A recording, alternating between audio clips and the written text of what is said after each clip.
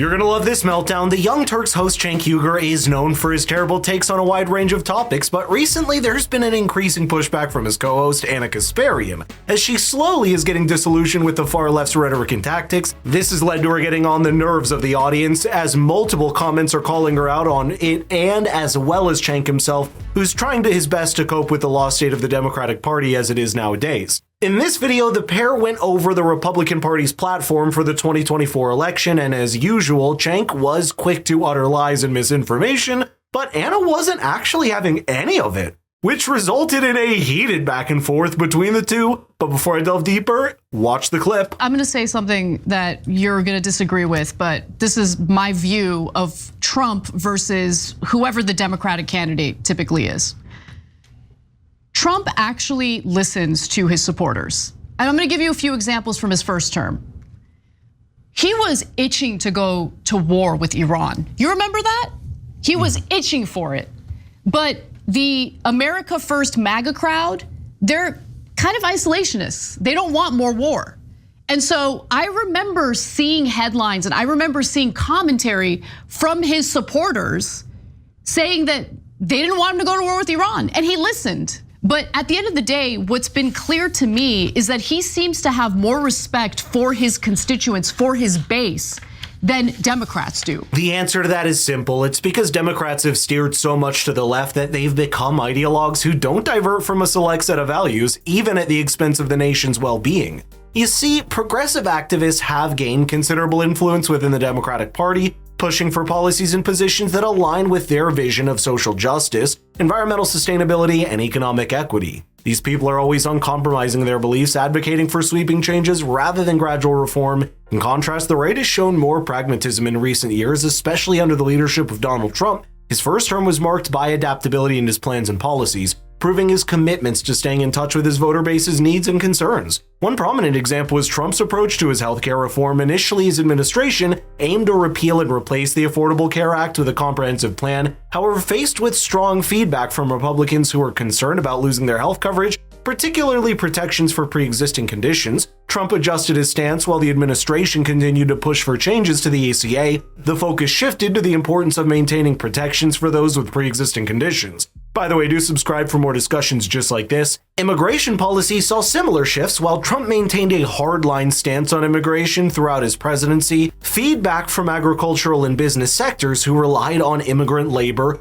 prompted him to consider and implement more nuanced approaches. For example, he adjusted visa programs to ensure that industries dependent on seasonal and specialized workers were not adversely affected by his stricter immigration policies. But Cenk couldn't let any of these facts slide without having to push his agenda. Look at the policies that Democratic voters want in favor, and they'll basically say, F off, you have to support us because the other guy is evil and dangerous. Even when Biden didn't have all these negative headlines following his disastrous debate performance, do you think Democratic voters were super jazzed to vote for him? Look, to your point, Ana, there's a couple things, right?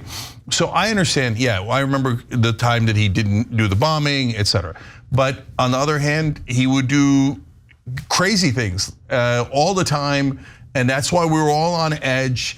And he would lie to you and tell you he was a populist, and then pass a giant tax cut for corporations, the most record-breaking gift to corporate rule that any president's ever done. So let's not forget that he's actually totally full of crap.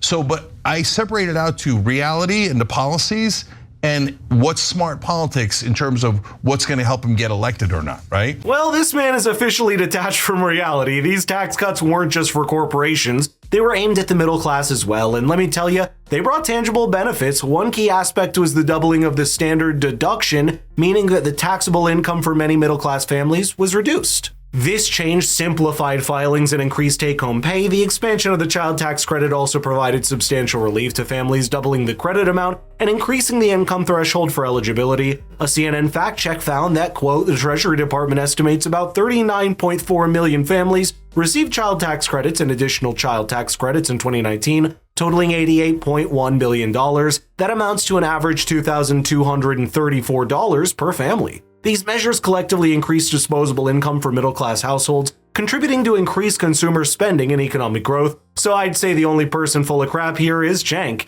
He even tried to mislead his audience about the 2024 Republican Party platform. Watch what he had to say in the next clip. When you look at smart politics, I look at number 5 and number 6 on this list. And they say, stop outsourcing and turn the United States into a manufacturing superpower. Now, can he really do that? Not really. And the idea of doing the tariffs will lead to more inflation and is a bad idea. But pause for a second though on the tariffs.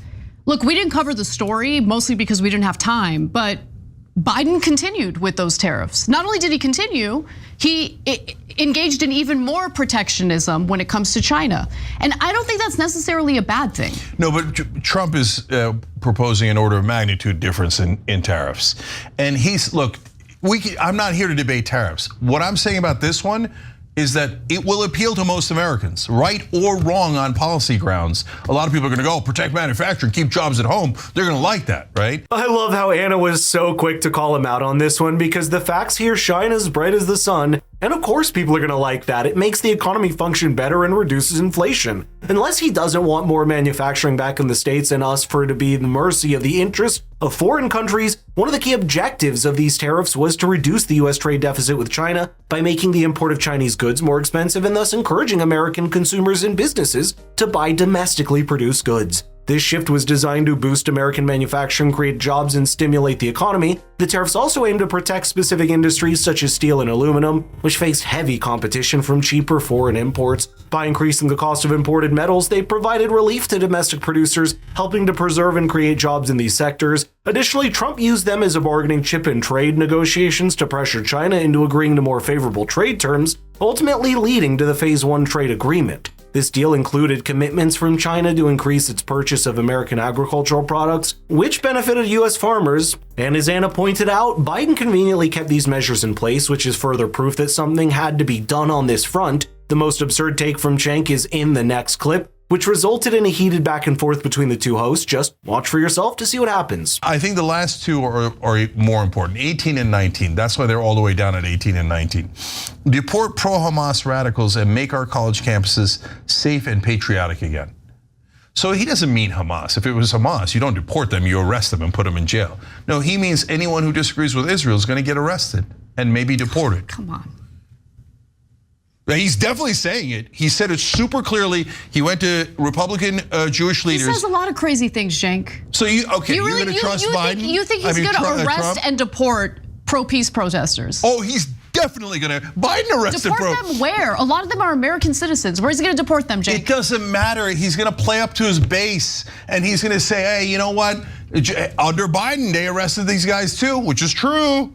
And then he's going to arrest them. Then he's going to say, hey, you know what? That guy's from a Muslim country, and that guy's his grandparents were from a Muslim country. I'm going to deport them there. So what? What are you going to do about it? And everybody's going to get all riled up, and then his base is going to be ecstatic. Oh, we got the Muslims. That's hilarious. He read it right, but didn't manage to comprehend a word of it correctly. This point isn't related to US citizens. It's about people on student visas or green cards or other types of visas that participate in such events in recent months. Many of them even went as far as breaking the law. So deporting them is the only logical solution, and rest assured, a US president, be it from the left or right, cannot deport American citizens because such an action would be unlawful. The US Constitution grants American citizenship throughout birthright or naturalization, and with it, certain inalienable rights, including protection from arbitrary removal from the country. The 14th Amendment explicitly states that all persons born or naturalized in the United States are citizens and are entitled to equal protection under the law. Deportation is a legal process reversed for non-citizens primarily used to remove individuals who have violated immigration laws. American citizens, however, have the constitutional rights to reside in the United States, and this right cannot be revoked arbitrarily by the president or any other authority. Any attempt to deport a citizen would not only violate their fundamental rights, but also face significant legal challenges and public outcry. Thus, while the president has broad powers in immigration matters, these powers do not extend to the deportation of American citizens, ensuring their constitutional protection remains intact. We're already in such a disastrous situation.